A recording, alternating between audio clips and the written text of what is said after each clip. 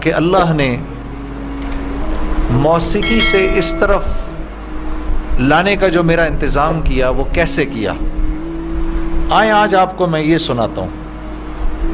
آپ یقین کریں گے کہ یہی دن تھے، بالکل جولائی کی شدید گرمیاں تھیں۔ پنجاب میں تو جولائی میں تھوڑا موسم تھوڑا سا قدرے بہتر ہو جاتا ہے، کراچی میں جولائی میں حبس بڑھ جاتا ہے اور بہت بڑھ جاتا ہے۔ تو یہی جولائی کے دن تھے، میں گاڑی میں بیٹھا ہوا، شیشہ اس کا چڑھا ہوا تھا اور میں جا رہا تھا، تو میں نے اپنے بائیں طرف سے ایک جماعت کو گزرتے ہوئے دیکھا۔ مجھے کچھ اس طرح پتا تھا کہ یہ کچھ ایک جماعت ہے جو لوگوں کو مسجد کی طرف لے جاتی ہے اور وہ تنگ ونگ کرتی ہے، لوگوں کو گھروں سے نکال لیتی ہے، تو لوگ اس جماعت سے بھاگتے پھرتے ہیں، کچھ ایسا سنا تھا میں نے، کوئی ایک ایسی جماعت ہے۔ تو میرے دل میں یہ خیال آیا کہ دیکھو تم تو آرام سے گھر میں بیٹھے ہوئے ہو، گاڑی میں بیٹھے ہوئے ہو، اور یہ دیکھو یہ بیچارے لوگوں کو نماز کی طرف، اللہ کی طرف بلا رہے ہیں، اور ان کے کپڑے بالکل بھیگے ہوئے تھے پسینے سے، اور تم ان کے بارے میں غلط سوچ رہے ہو، ایسا نہ ہو کہ آگے جا کے تمہاری گاڑی وجے کہیں۔ تو اپنی گاڑی کو بچانے کے چکر میں نے وہاں سے یو ٹرن مارا، اور یو ٹرن مار کے میں واپس لایا، اور واپس لا کے میں نے گاڑی کو یہ جماعت کے کچھ جو ساتھی تھے ان کے آگے روک لیا، روک کے میں گاڑی سے اتر کے میں جو جماعت کا جو سب سے آگے جو تھے بزرگ تھے، میں ان کے پاس گیا اور میں نے جا کے ان سے ایسے ہاتھ ملا کر میں نے کہا جی آپ بڑا اچھا کام کریں، میرے لیے بھی دعا کریں، ایسے ہی کہہ دیا میں نے۔ تو انہوں نے میرا ہاتھ پکڑ لیا اور مجھے کہنے لگے میں آپ کے لیے ضرور دعا کروں گا۔ اب مجھے کیا پتا کہ گشت پر نکلا ہوا ہو کوئی، اور وہ گشت پہ نکلا ہوا آدمی دعا کرے، یہ کیسے ہو سکتا ہے اللہ قبول نہ کرے؟ ہو سکتا ہے اس اللہ کے ولی نے میرے لیے دعا کر دی ہو۔ اب آپ لوگ اللہ کا نظام دیکھیں میری بہنوں اور میرے بھائیوں، بہت عجیب بات ہے۔ اس جماعت میں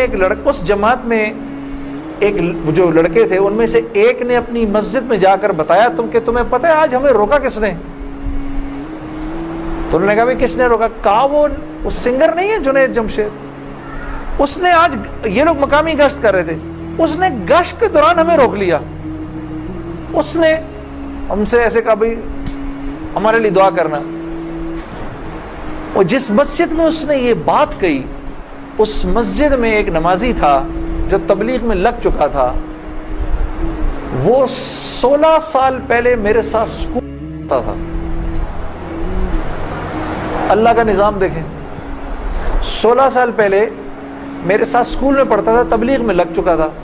اس نے کہا کس نے روکا تمہیں؟ کہا وہ نہیں ہے، وہ سنگر جنید جمشید، اس نے روکا ہمیں۔ اس نے کہا اچھا میں ٹھیک ہے۔ اب میرے اس دوست نے مجھے ڈھونڈنا شروع کیا۔ ہاں بچوں آپ لوگ آگے آ جاؤ، ادھر قالین پر آ جاؤ، ادھر آ جاؤ، آؤ میرے بھائی آگے آ جاؤ، ادھر قالین پر بیٹھ جاؤ، میرے لیے تو یہ کافی ہے، یہ قالین تمہارا ہی ہے، بیٹھو ادھر آ کے بیٹھ جاؤ، لیکن بات نہیں کرنی اور یہ نہیں کرنا، آپ نے انکل کی بات سننی ہے، ٹھیک ہے، یہ نہیں کرنا، یہ نہیں کرو تھوڑی دیر کے لیے، کیونکہ اگر یہ کرتے رہو گے پھر بیٹا سمجھ ہی نہیں آئے گی ہم نے کیا بات کی، ٹھیک ہے۔ 2 منٹ کے لیے شیطانی ہتھ کنڈے سے جان چھڑا لو۔ ہاں اچھا، تو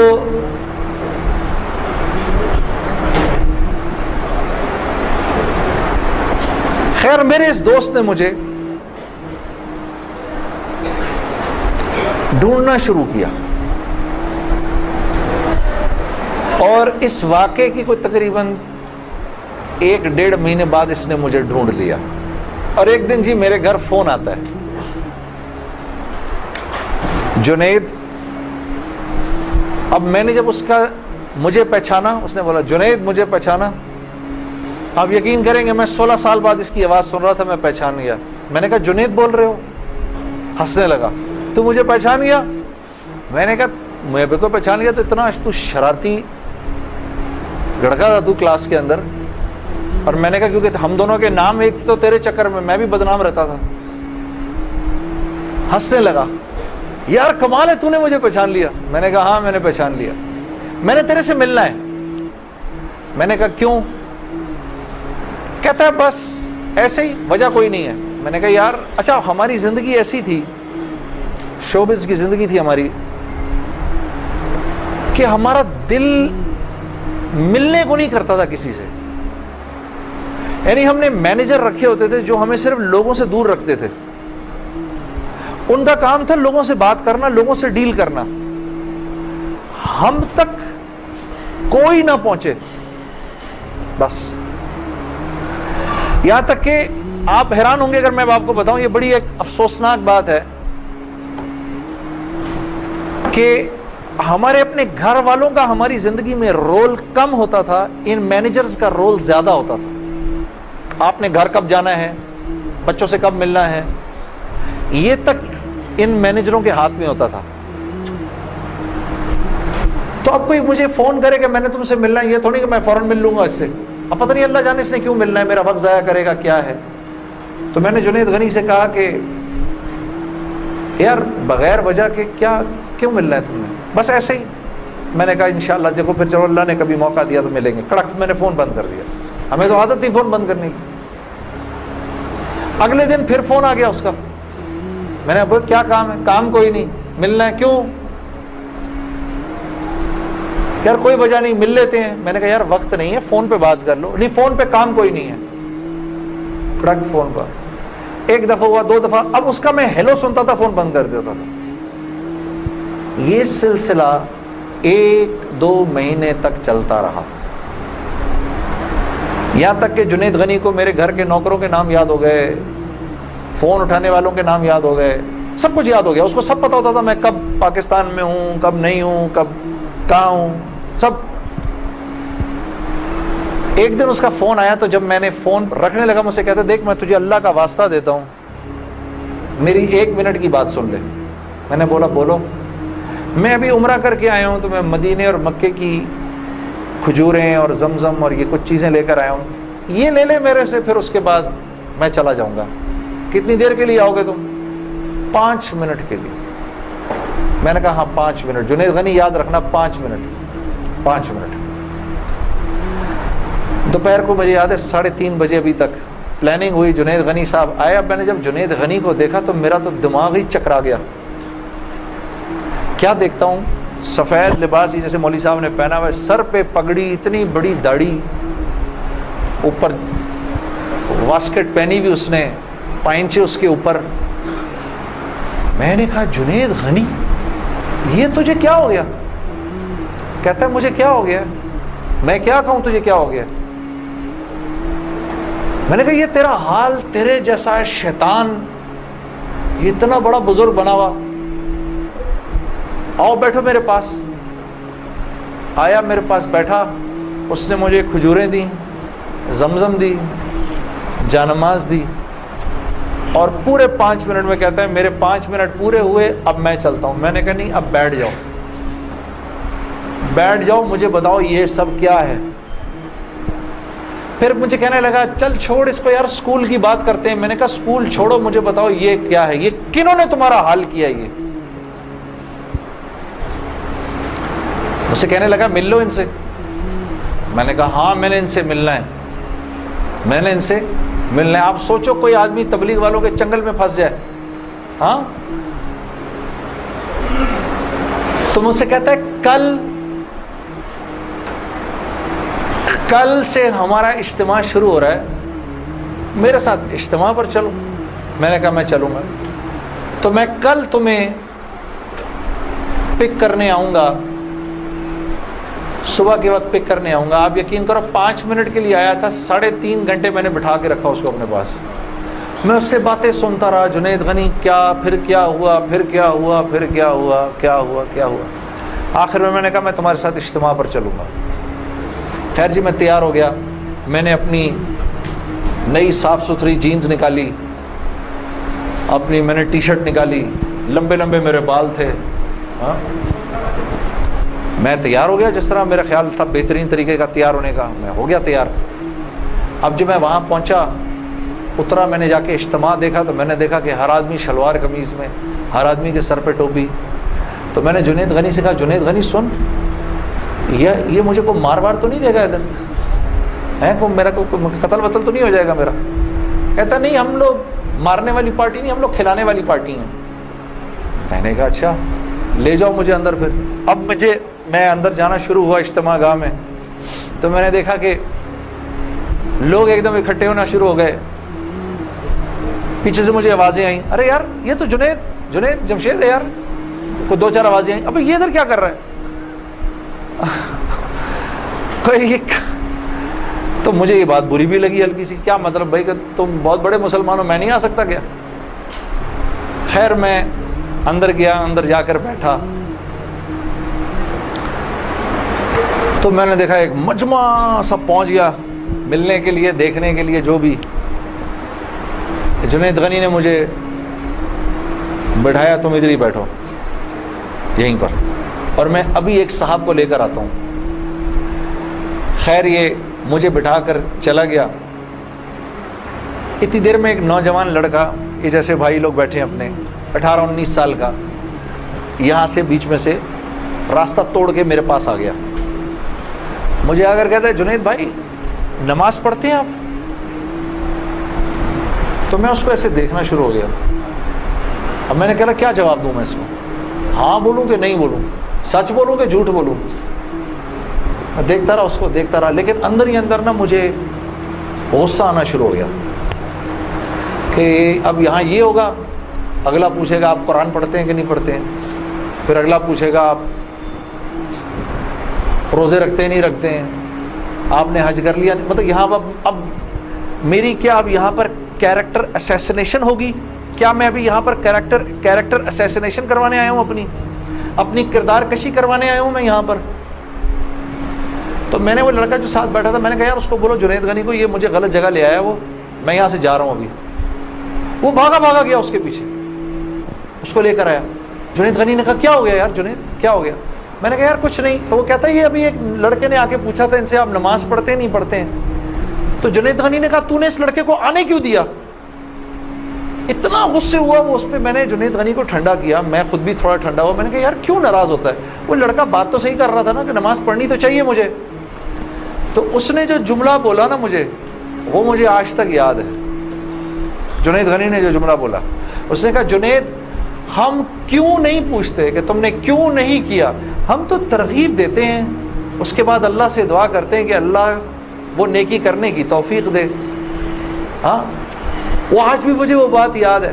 اللہ پاک یہ مجھے بھی عطا کرے کہ ہم کسی سے یہ نہ کہیں بھائی تم نے کیوں نہیں کیا یہ, بلکہ نیکی کی ترغیب دیں اور پھر اللہ سے رات کو دعا کریں اللہ میرے اس بھائی کو, میری اس بہن کو توفیق دے وہ اس نیکی کو کر سکے. پھر میں نے کہا جنید غنی کو چل چھوڑ یار, میں ادھر ہی بیٹھا ہوں, میں کہیں نہیں جا رہا. اب جنید غنی صاحب نے ایک صاحب کو بلایا, ان کا نام تھا ڈاکٹر بلند اقبال.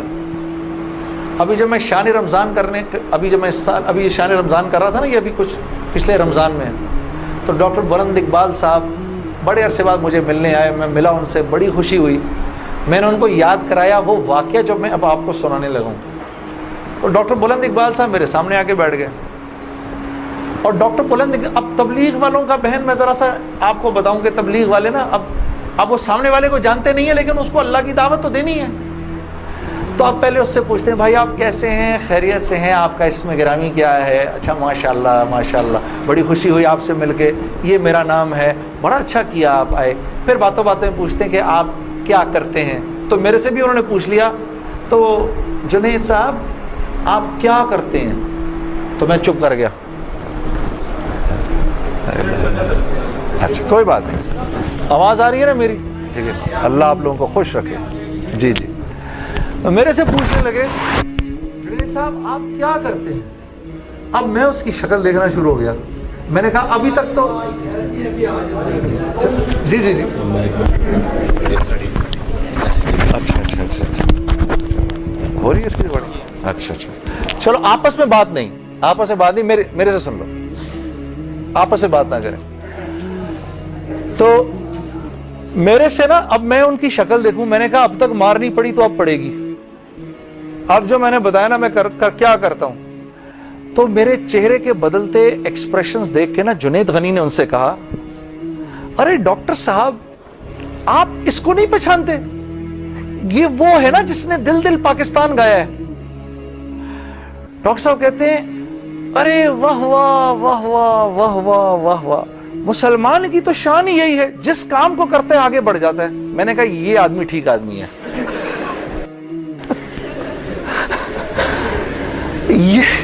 یہ بالکل ٹھیک آدمی ہے, اس سے کرو دوستی.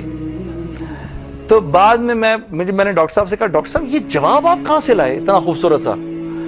تو مجھے کہنے لگے یار میں نہ تجھے جانتا نہ مجھے یہ پتا دل دل پاکستان کیا. تو جب اس نے بولا نا کہ اس نے دل دل پاکستان گایا, تو میں نے کہا واہ واہ واہ واہ, اور میں دل میں دعا کروں یا اللہ جلدی سے صحیح جواب میرے ذہن میں ڈال, جلدی سے صحیح بات ڈال میرے ذہن میں. تو میں نے فٹ کہہ دیا, اور یہ بات میرے دوستو ہے بھی سچ کہ مسلمان کی شان یہ ہے, مسلمان جس کام کو کرتا ہے نا, مسلمان اس کام میں آگے بڑھ جاتا ہے. ساری دنیا میں جن کاموں کو آپ برا کام سمجھتے ہیں نا کہ یہ برے کام ہیں, ان برے کاموں کو بھی اگر کبھی کسی مسلمان نے کیا نا تو یقین کرو غیروں سے بھی زیادہ کیا. ہاں یقین کرو, مسلمان ایک عجیب امت ہے, ہم سے بہتر کوئی نہیں. کنتم خیر امہ, بس یہ ہر لائن سے بہترین امت ہے. جس کو اللہ ہی کہہ دے تم بہترین ہو تو پھر ہمیں دوسروں سے پوچھنے کی کیا ضرورت ہے کہ ہم اچھے ہیں کہ برے ہیں. ہاں اب میں پورا دن ڈاکٹر بلند اقبال صاحب کے ساتھ پھرتا رہا, اور جب دن کا آخر آیا تو جنید غنی نے مجھے کہا کہ چل میں تجھے اب گھر چھوڑ دوں. میں نے کہا گھر تو مجھے چھوڑ دو, لیکن یہ بسترے کیا ہیں, یہ جو بسترے لگے ہوئے ہیں؟ کہا یہ رات کو لوگ یہاں سوئیں گے. میں نے کہا اور یہ جو بزرگ حضرات ہیں یہ بھی ادھر ہی سوئیں گے. میں نے کہا یار میں تو ان سے زیادہ فٹ آدمی ہوں, اگر یہ بوڑھے لوگ ادھر سو سکتے ہیں تو میں بھی سو سکتا ہوں. تو اس نے کہا یار نور اللہ نور, تیرے لیے بھی بسترا لگا دیتے ہیں.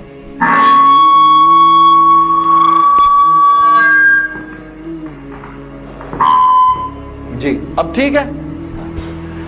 تو مجھے کہنے لگا تیرے لیے بھی بسترا لگا دیتے ہیں. میں بھی سو گیا ادھر ہی اس رات کو. وہ شاید زندگی کی پہلی دفعہ زندگی میں رات کو تہجد کی نماز پڑھی, اٹھا دیا اس نے بیچ میں.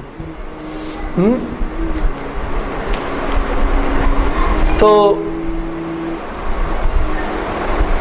ایک دن گزرا, دوسرا دن گزرا, تیسرے دن مولوی طارق جمیل صاحب کا بیان تھا. اب مجھے تو نہیں پتا یہ کون ہے. ہاں جب مولوی صاحب نے بیان کیا تو میں نے جنید غنی سے کہا یار بڑے اچھے اچھے بیان تھے یہ سارے تیرے بزرگ, یہ کون آدمی ہے؟ کہنے لگا یار یہ ہیں ہمارے ایک مولانا. میں نے کہا یار میں نے ان سے ملنا ہے. کہتے یار ان سے نہیں مل سکتا کوئی. میں نے کہا بھائی میں اس ملک کے صدر سے بھی مل سکتا ہوں اور اس ملک کے پرائم منسٹر سے بھی مل سکتا ہوں, یہ مولوی سے ملنا کیا مشکل ہے؟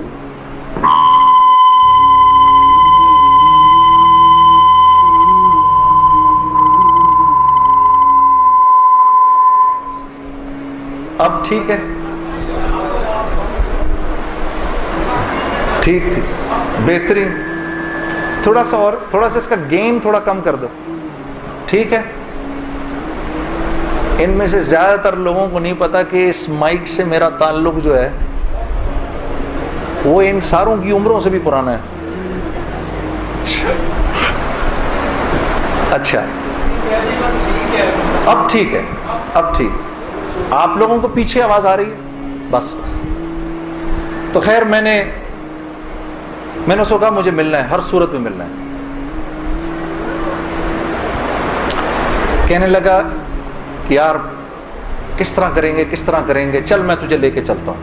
خیر جی ہم پورے مجمع میں سے نکلے دونوں, کرتے وہ پیچھے حضرات کے ٹینٹس لگے ہوئے تھے, کرنگی میں ہوا تھا یہ کراچی کا اجتماع.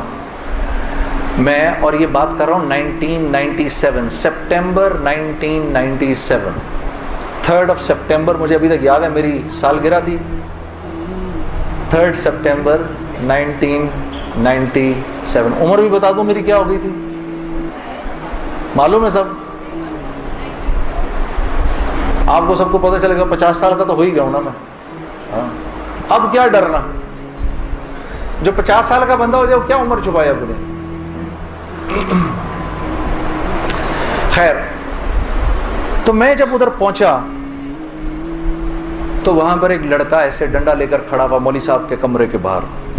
تو مجھے دیکھ کر وہ مسکرانے لگا, جنید بھائی آپ ادھر کیا کر رہے ہیں؟ اب مجھے 3 دن تو گزر گئے تھے. میں نے کہا کیوں بھائی, میں کیوں نہیں آ سکتا ادھر, تو بڑا مسلمان ہے میرے سے. ہنسنے لگا, نہیں نہیں نہیں, وہ میں نہیں کہہ رہا, میں آپ کو دیکھ کے تھوڑا حیران ہو گیا, کیا کام ہے؟ میں آپ کا بڑا فین ہوں. میں نے کہا اچھا. تو میں نے کہا کہ مجھے یہ جو تھے نا مولانا طارق جمیل, ان سے ملنا ہے. کہ یار جنید بھائی ان سے تو ملنے کی کسی کو اجازت نہیں ہے. میں نے کہا تم جا کر بتاؤ تو صحیح کہ میں نے ملنا ہے. اچھا میں کچھ کرتا ہوں. خیر وہ اندر گیا, اس نے اندر جا کر کہا کہ آپ آئیں اندر. تو میرا دوست جنید غنی مجھے لے گیا. آپ یقین کرو میں نے مولوی طارق جمیل صاحب کو زندگی میں کبھی اکیلے بیٹھے نہیں دیکھا. وہ اللہ نے شاید اس دن ملوانا تھا یا بات کروانی تھی, اکیلے بیٹھے ہوئے تھے خیمے میں اپنے. جنید غنی نے جا کر اندر کہا مولانا میرا ایک دوست ہے جنید جمشید, وہ آپ سے ملنا چاہتا ہے. مولانا نے کہا کون جنید جمشید؟ میں باہر کھڑا حیران ہو گیا, ان کو کیسے پتا میں کون ہوں؟ اندر بھیجو اس کو, اندر بھیجو. مجھے بلایا اندر اور جنید غنی کو کہا تم باہر جاؤ, تم باہر انتظار کرو. وہ باہر چلا گیا. یہ نوجوان جیسے بیٹھا ایسے جا کے میں مولوی صاحب کے سامنے بیٹھ گیا اور مجھے ایسے تیز نظروں سے انہوں نے دیکھنا شروع کر دیا. میں نے کہا آپ مجھے ایسے کیوں دیکھ رہے ہیں؟ کہتے ہیں میں تجھے نہیں دیکھ رہا, میں تو اللہ کی شان دیکھ رہا ہوں. میں نے کہا جی کیا مطلب؟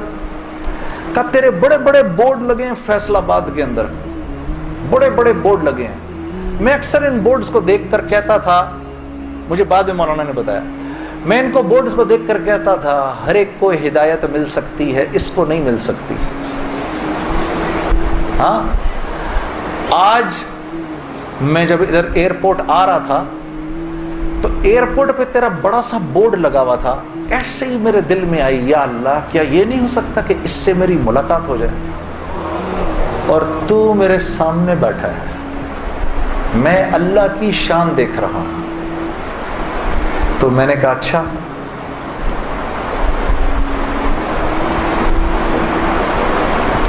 کہنے لگے دل دل پاکستان تو نے گایا ہے.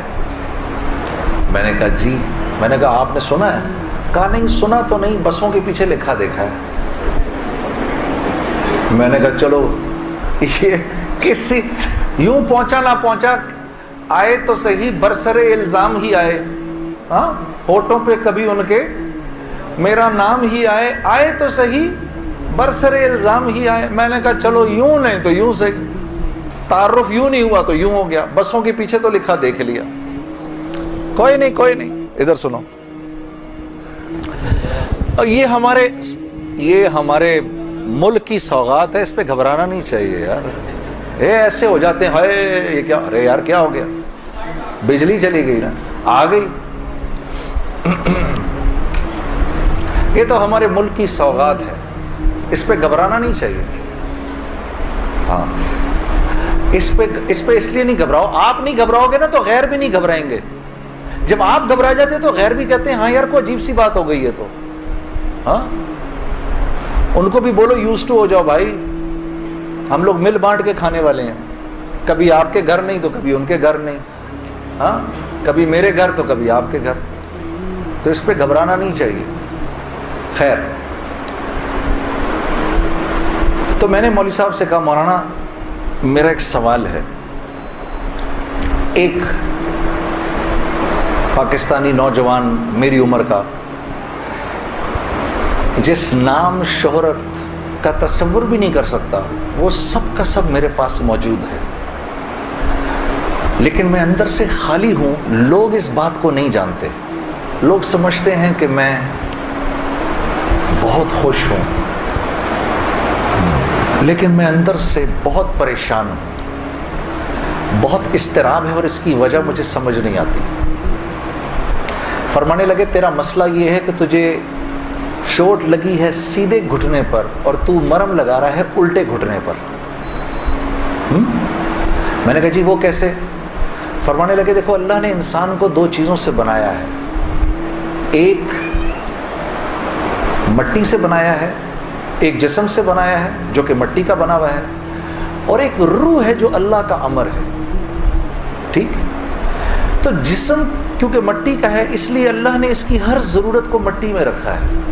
جو کھانا ہم کھاتے ہیں، جو کپڑے ہم پہنتے ہیں، جو پانی ہم پیتے ہیں، جو جن گھروں میں ہم رہتے ہیں، جو چیزیں ہم استعمال کرتے ہیں، یہ سب جسم کی ضرورت کی چیزیں ہیں، اور کیونکہ جسم مٹی کا ہے تو اللہ نے ان تمام ضرورتوں کو مٹی میں رکھا ہے۔ روح اللہ کا امر ہے، یہ آسمانوں سے آئی ہے تو اس کی خوراک بھی آسمانوں پر ہے، زمین میں نہیں ہے۔ پھر فرمانے لگے اگر میں تم کو سونے کے ایک محل میں بند کر دوں اور 4 دن کھانے کو نہ دوں تم کیا کرو گے؟ میں نے کہا ظاہر سی بات ہے میں چیخوں گا کہ مجھے کچھ کھانے کو دو۔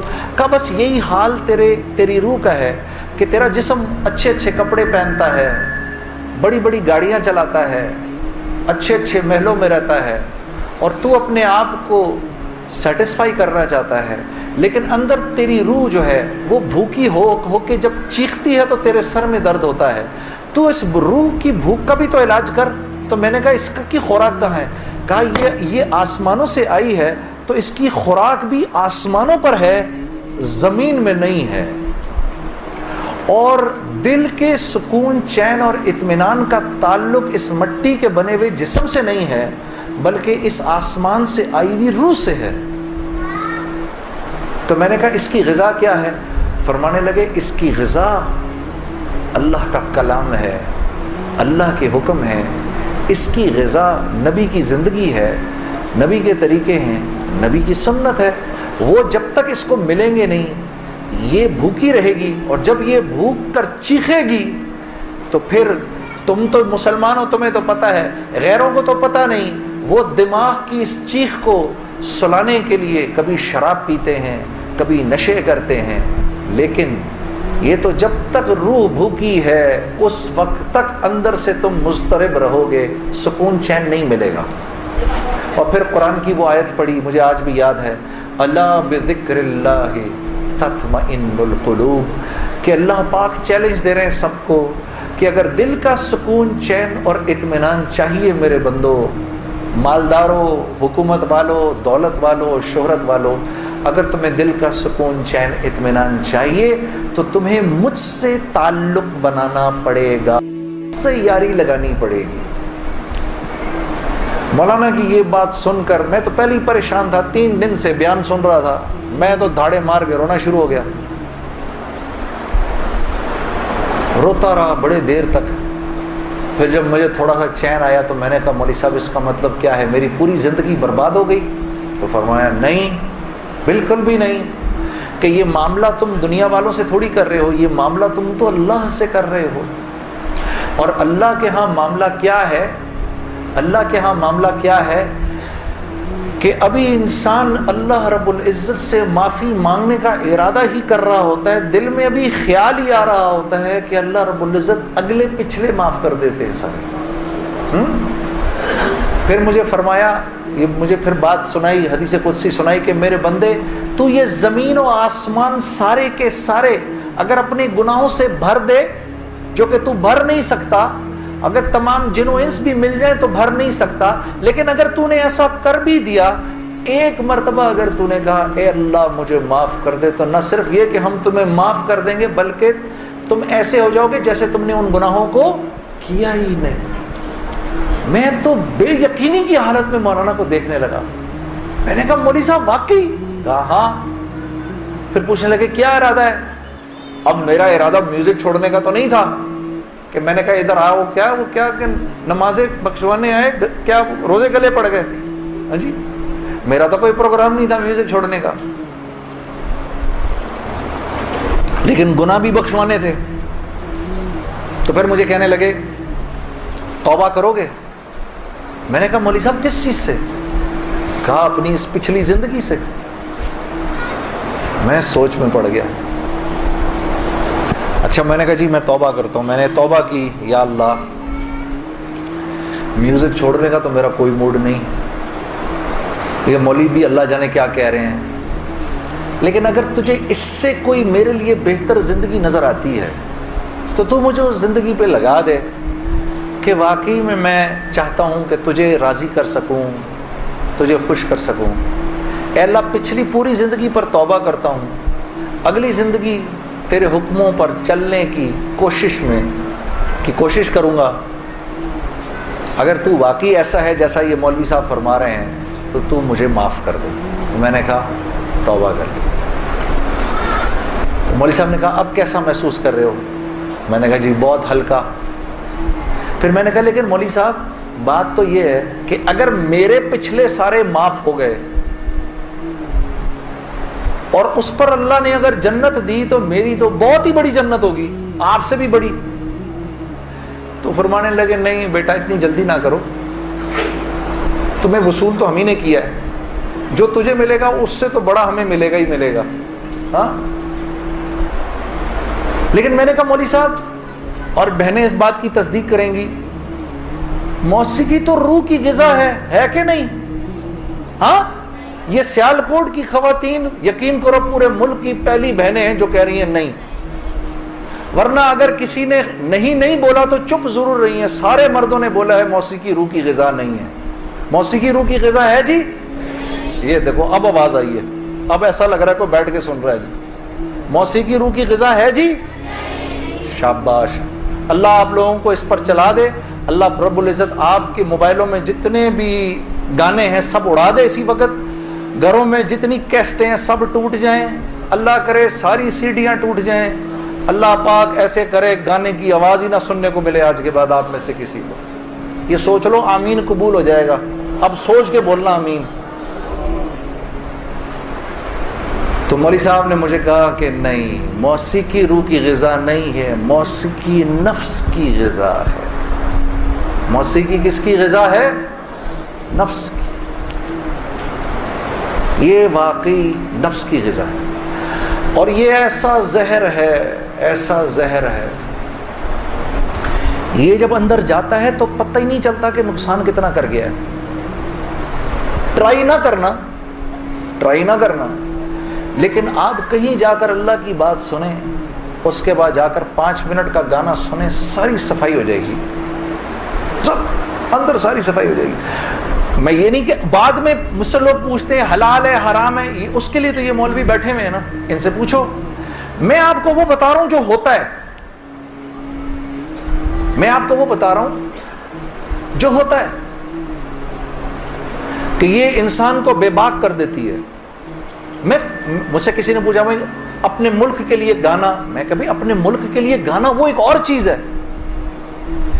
میں ان گانوں کی بات کر رہا ہوں جن کو عام طور پہ لوگ سن رہے ہوتے ہیں بازاروں میں، ہاں، اور پھر کہتے ہیں اس کے سننے میں کیا ہے۔ ارے یار میں کیا بتاؤں آپ کو کیا ہے، خدا کی قسم اگر وہ زندگی اس زندگی سے بہتر ہوتی مجھے کیا تکلیف تھی۔ مجھے ایک ساتھی کہنے لگا اب تو آپ کے لیے اس زندگی کی طرف جانا بڑا مشکل ہے۔ میں نے کہا کوئی مشکل نہیں، گلا تو وہیں کا وہیں ہے، گا سکتے ہیں، لیکن اب اس زندگی کی طرف جانے سے بہتر لگتا ہے کہ میں آگ میں چھلانگ مار دوں، کہ وہ اس قدر خطرناک زندگی، وہ اتنی ایک، یقین کرو پوری، صرف گانا نہیں ہوتا، وہ ایک پوری زندگی ہے، وہ ایک پوری زندگی کا نام، جیسے یہ ایک پوری زندگی کا نام ہے نا، صرف دعوت کے 2 بول نہیں ہیں۔